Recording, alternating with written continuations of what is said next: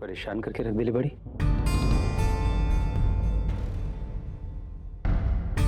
भाई एगो बात कही, मनी जवन कुछ भी कर रहल बड़ी नो एकदम सही कर रहल बड़ी। तहार पतो बहुत समझदार बा। जवन कुछ कर रहल बड़ी वही घर के और घर के लोग के भलाई खातिर कर रहल बड़ी। लेकिन ये घर के लोग ना थोड़ से भी ओके समझे की कोशिश करी नो तो केहू के कौनो भी गलती नजर ना आई। हम यही बात अम्मा के कब से समझाए के कोशिश करते नहीं, लेकिन अम्मा बाड़ी की कुछ समझ लेने की चाहत। वो कहा ना जी, जब केहू के ना लौकेला तो वो बात अलग होला, लेकिन जब केहू के ठोकर खाए के आदत हो जाला नु तो वो देख के भी अनदेखा के नाटक करे लगेला। अम्मा रोज हमें ही कहता नहीं कि ई घर में दो गो परिवार बा, एगो चाचा जी के परिवार और एगो ससुर जी के परिवार, मतलब राउर परिवार। अम्मा अब तक चाचा जी के हुकूमत चलत रहा, लेकिन अब हमार प्रधानी जितला के बाद ई घर में और ई घर के बाहर भी हमार हुकूमत चले। ये में का गलत बा अम्मा? अरे घर के लोग की बेइज्जत करके ओकरा पर हुकूमत चलावल चला। तारा नहीं के पता कि केहू की अपमान कईल फलेला फूलेला ना। अम्मा राउर नजर में जौन अपमान लगा तानो, हमार नजर से देखब तो ओके कहल जाला हिसाब बराबर कईल।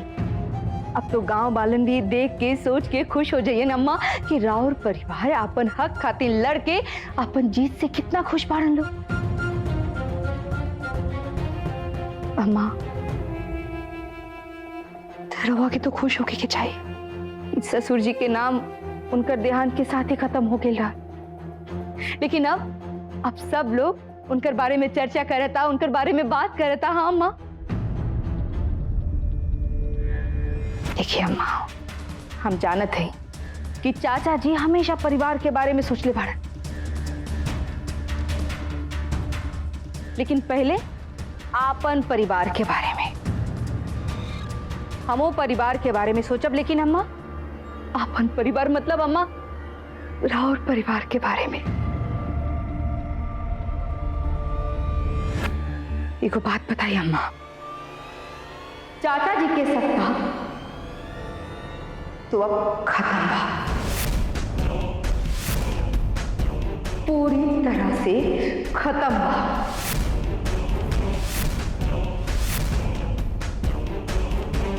मोहिनी का बोल रहा बड़ी? हमरा तो कुछ समझ में नहीं किया वक्त। कौना हुकूमत और कौना सत्ता के बात कर रहा बड़ी?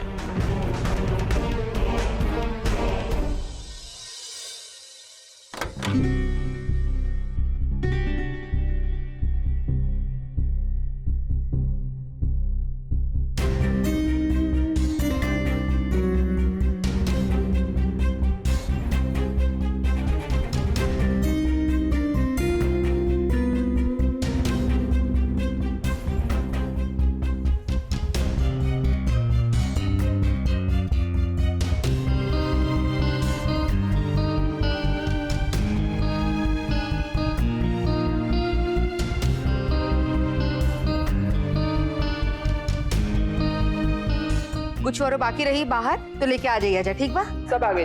अरे वाह, बहुत बढ़िया रिम जी। ये सब का तमाशा लगा के रख ले बड़ू तू? तमाशा? अम्मा जब सत्ता बदले लानू तब सब कुछ बदल जाला। वो कहा ना कि अब बने वाला प्रधान हम बानी, तो बैठकी भी हमारे हिसाब से सजाइल चाहिए ना। और नया प्रधान, नया व्यवस्था। वैसे भी अम्मा अब बैठेगी चाचा जी के ना, बैठकी लगी मोहिनी तिवारी के।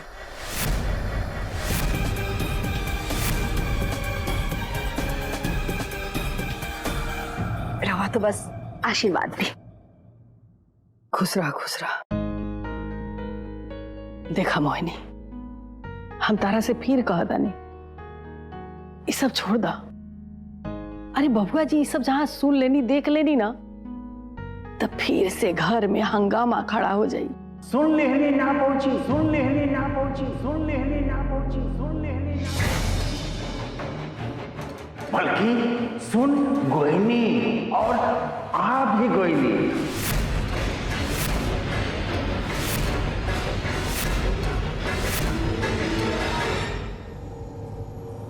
हाकिम तिवारी रवा लोगिन के स्वागत में हाजिर बा।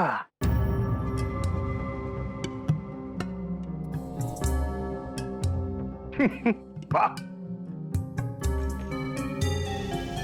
भाई, आज तो एकदम कमाल हो गई।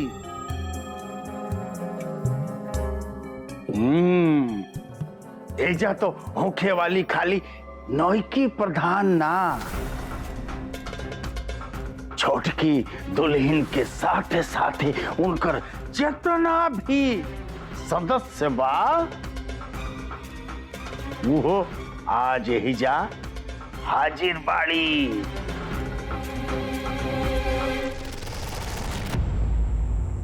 अहो भाग्य हमार, अहो भाग्य, और अहो भाग्य गंगापुर पंचायत के प्रधान अब अपना संगे संगे लोग इनके साथे साथे प्रधानी करिया।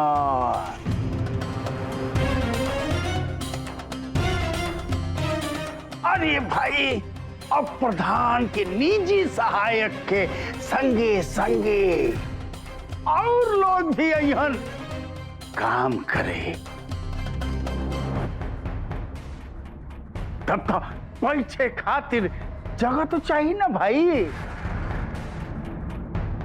अब तो ये हाकिम तिवारी हो जइहन भूतपूर्व प्रधान,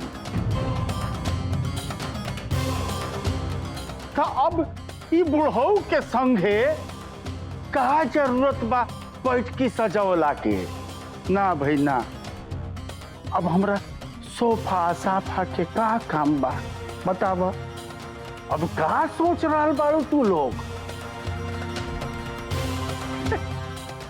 हम सब देख के गुस्सा हुए। अरे भाई, हम काहे खातिर गुस्सा होके?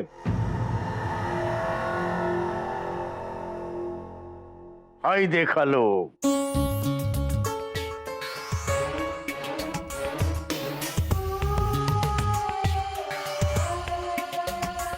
आई बा प्रधानी के नामांकन वापस करे के फारम।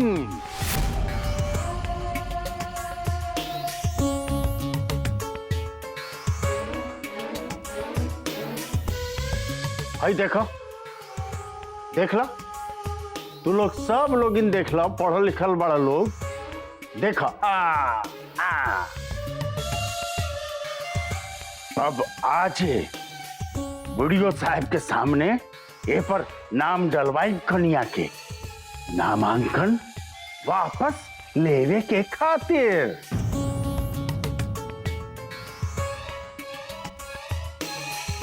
एकरा बात तो छोटकी दुल्हन के प्रधानी के सीट पक्का।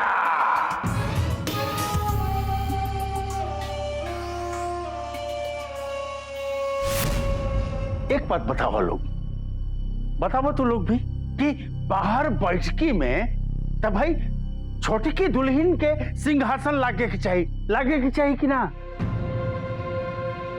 अरे भाई, उतना शांत काहे बड़ा तू लोग? हम कुछ गलत कहता नहीं का? अरे हम ठीक कहता नहीं नू। और एक बात और ही बताओ चाहता नहीं, सुन लो कि हम अब के जो गोल रहनी हानू तो अपना संगे संगे हो तक बड़ गो एकदम सिंहासन लेके आयल बानी आई जा। अरे विकला जी मालिक, चल लेके आओ सिंहासन।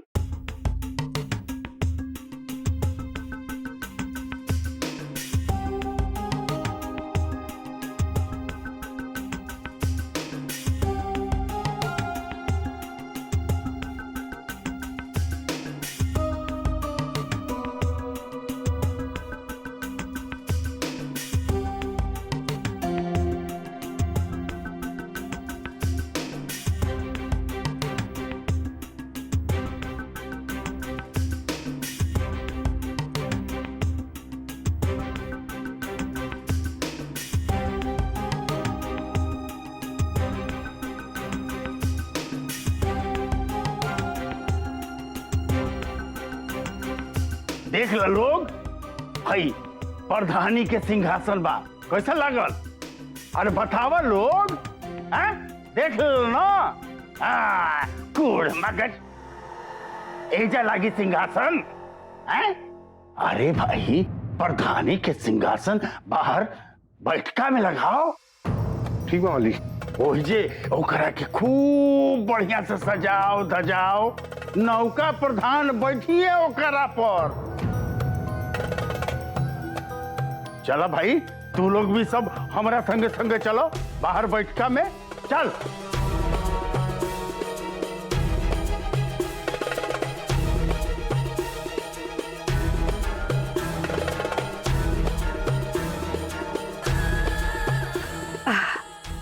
सब लोग तो सुने लेला कि चाचा जी का कह लिया। आए बाहर अजी।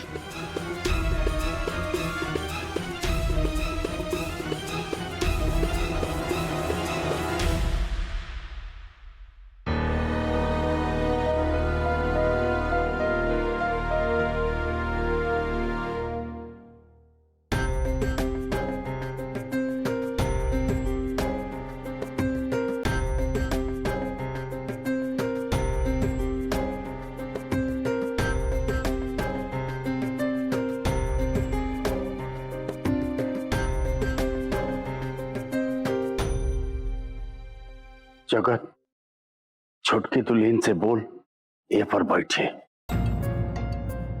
जी चाचा जी।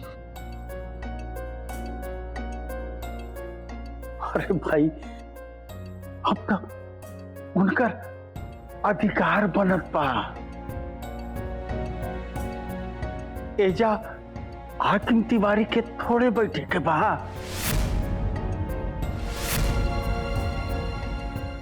हाकिम तिवारी के एजा का काम?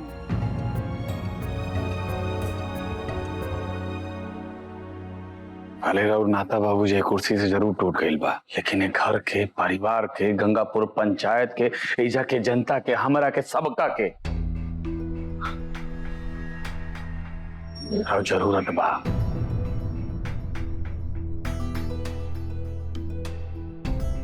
हमनी के मान, सम्मान, प्रतिष्ठा सब कुछ रउआ से बा बाबूजी। रउआ से रहे, भगहू रउआ से रही। अमर भैया, रउआ का कहल चाहता नहीं कि का मोहिनी के चाचा जी के मान सम्मान और इज्जत प्रतिष्ठा की चिंता नहीं खे? अमर भैया, ये बात सब केहू अच्छा से जानेला कि मोहिनी के ई घर परिवार के इज्जत, चाचा जी के मान प्रतिष्ठा के बहुत चिंता बा और इहे खातिर मोहिनी ई कुल कर रहल बाड़ी। मोहिनी, चाचा जी का कही तो कुर्सी पे जाके बैठा था, चाचा जी के बात के आदेश मान के ओकर पालन करा।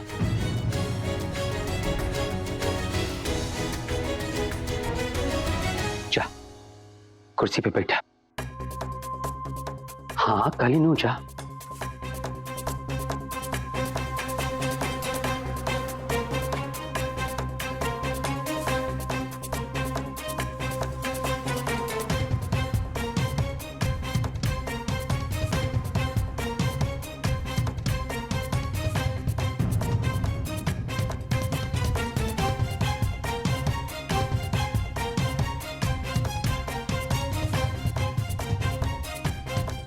अरे भाई, अब एजा पंच परमेश्वर के एजा का काम? तुहार लोग तो एकदम प्रधान के खास बाड़ू। आओ, अपनी लोग प्रधान के अपन संगे रहो। एजा आओ, आओ सब, आओ पांचों जना।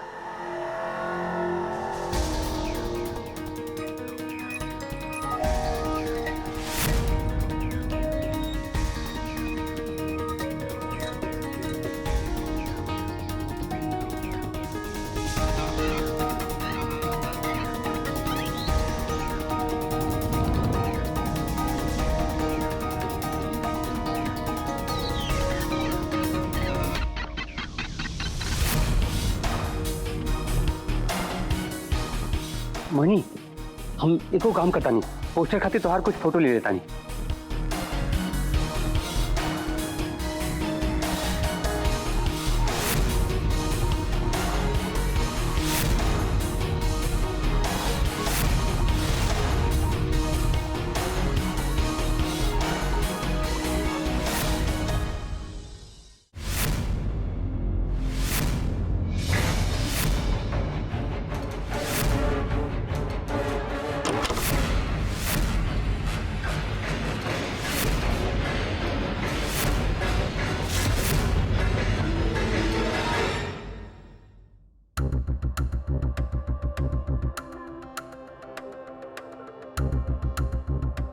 पुष्पा बच्ची ठीक बाड़ी ना? ठीक बाड़ी बुआ, दवाई दे के आईनी। ये मोहिनी भौजी के कारण ना मड़ुआ के रोटी खा खा के हालत खराब हो गई बा। अब तो खाली बुआ बीमार पड़ ली। आगे आगे देखा माई के घर में का हुई। ये बात सोच के तो हमरो जीव जरता, लेकिन तोर बाबूजी से के बात करे जाई? वो तो एगो हइले ही हवन। हमने के तो बस एक बात समझ में नहीं आवत कि हमने के छोट छोट बात उनके खराब लग जाला। ये सब कैसे बर्दाश्त करता नहीं? हमहू के तो ये बात माथा में नहीं घुसात। हमो तो ये सोचता नहीं कि वो इतना शांत काहे बढ़न। लेकिन एक बात बा संध्या, वो जब इतना शांत रहे लन्नू, उनकर दिमाग में बहुत हलचल रहेला, और उनकर दिमाग में भी का हलचल चलता वो तो सामने आइए जाई। इसम कोनो बात नहीं खे। बाकी वो कबो मेहरारून कुल के कपार पर बैठा के रखे वाला में से ना हवन। अब भगवाने जानस कि उनका दिमाग में का चलता। ये तो भगवान ही जनिया, नहीं तो बाबूजी जनिया। हम तो बस माई एक बात जानत हनी कि अगर मोहिनी भौजी प्रधान बन जाई है ना तो हमनी के फायदा ही फायदा बा। तू देख लो ना, यहाँ कहत रहिया कि टीवी फ्रिज ये सब मिली। अब केहू उनकर साथ दे चाहे ना दे, हम तो उन्हीं के साथ दे।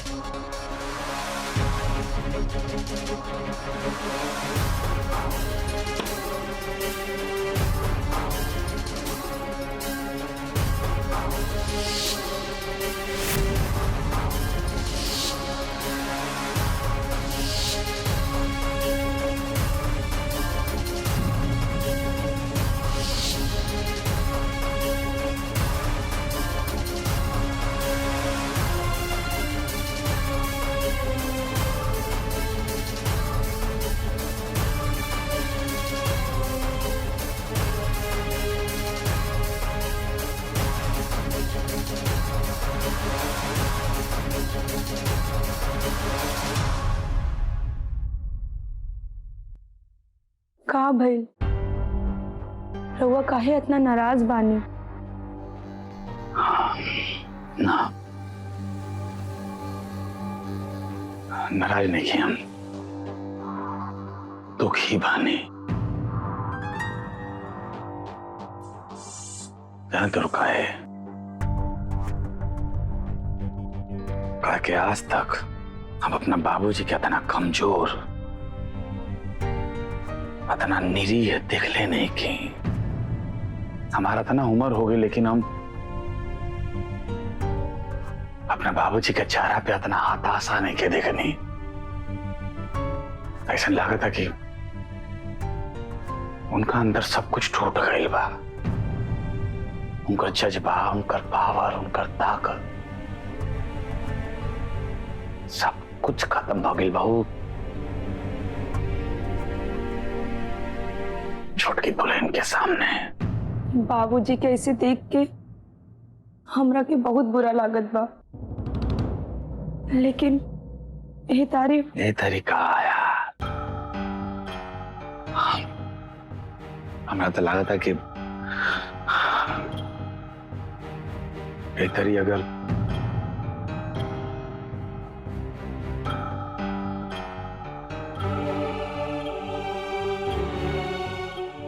कि तू ही प्रधान बन जाए तो ठीक रहे। कम से कम बाबूजी के ऐसा दुर्दशा तो देखे के ना मिले था।